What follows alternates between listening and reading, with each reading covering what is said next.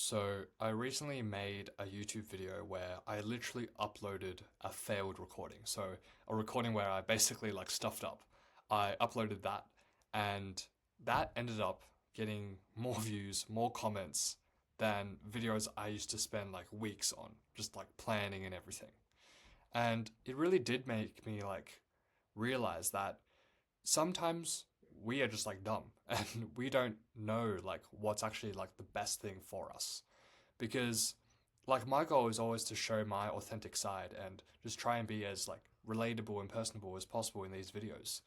And so the way to do that, I thought I need to spend like weeks planning like the perfect story, the perfect thing to tell, the perfect angle, the perfect like setup, and everything has to be like perfect. I need to spend ages like planning it out. But what happened was I was on my way to recording one of these perfect videos and I was just doing my first take. Basically, I was like, I used to really like this girl, but one day I saw her with another girl when I was meant to say like I saw her with another guy.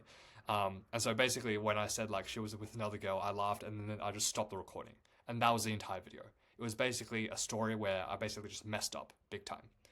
And I initially was just gonna delete it, but then I thought maybe this is useful just as a little personal like recollection. I can just leave it for myself. I can just check it out, and I showed it to my friend.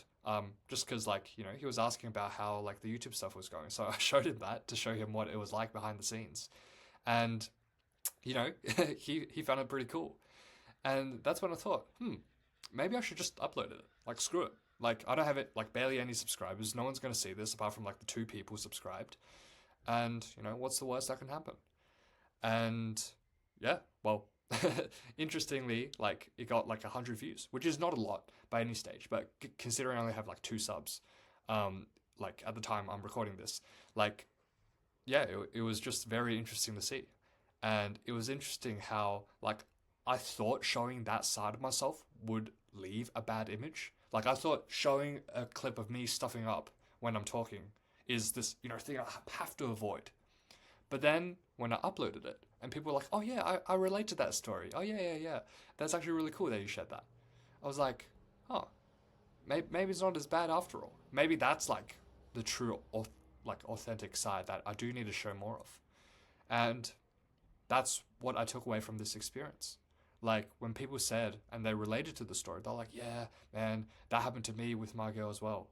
Um, it just made me realize that in order to be like authentic, like you just need to be like genuinely authentic. And it's not like I show up to these videos with like no preparation at all. I think of what I'm going to say, the story, just so I don't like waste your time. But in terms of just like tiny slip ups, like tiny, like, I'm pronounce a word wrong or I stutter, like those are the things that like gradually improve within time. And I don't like, now I'm not as stressed as like editing all of them out. I remember when I first started YouTube, I literally cut every single pause. Like I went through the audio second by second to cut out every single stuff up I made. Every time I said or every time I stuttered like that, then I would cut it out. But I realized that in order to truly just find like a group of people that I really connect with, I just need to be like authentic and my true self online. So that's the purpose of like this channel, just being as raw and as unfiltered as possible. Honestly, that's the entire goal. Just sharing my thoughts, documenting my journey. And so that's my plan for this YouTube channel.